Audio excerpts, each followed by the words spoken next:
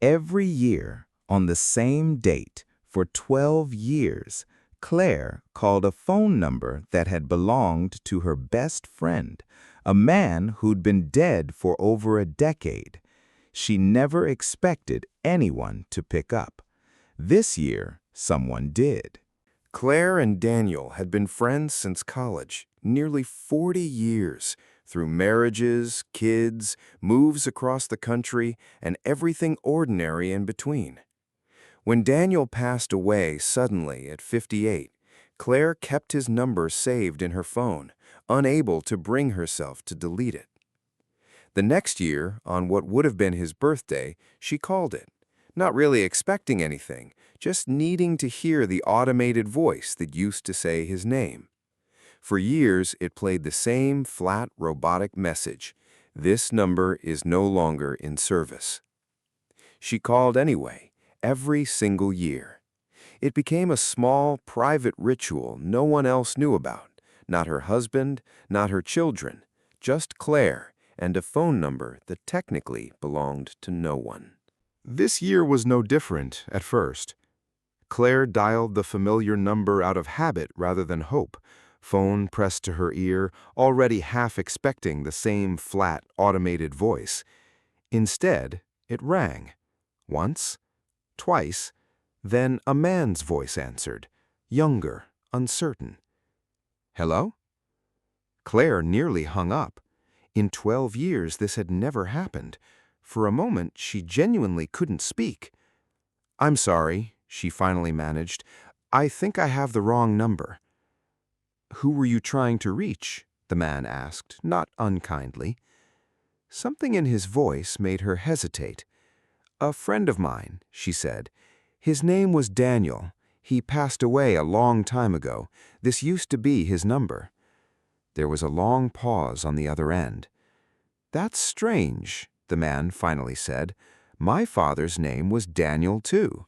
I only just got this number reassigned to me a few months ago." Claire's breath caught. "Michael?" she asked quietly. The line went silent again. "How do you know my name?" "Your father talked about you. Every single time we spoke, for years, even after—" She stopped herself, unsure how much to say. Michael's voice, when it came again, was quieter. "I haven't spoken to him since I was 19. We didn't exactly leave things well." Claire sat down slowly at her kitchen table, phone still pressed to her ear. 12 years of careful, private grief suddenly spilling into a conversation she never expected to have. She told him about the Daniel she'd known, not the father who'd left, but the friend who called her at 2 a.m. during his divorce, who'd shown up unannounced to help her move apartments twice, who kept a photograph of Michael as a boy in his wallet until the day he died, and had shown it to nearly everyone he ever met. Michael was quiet for a long time. "He kept a photo of me?" he asked, his voice breaking slightly. "Every single day," Claire said.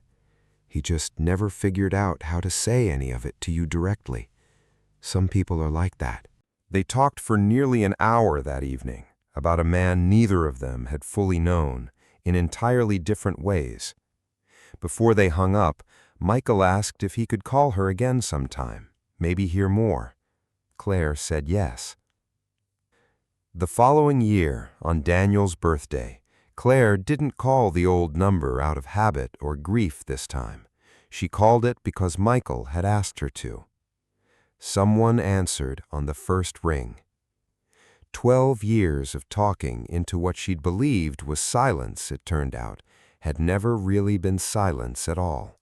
It had just been waiting for the right person to finally pick up.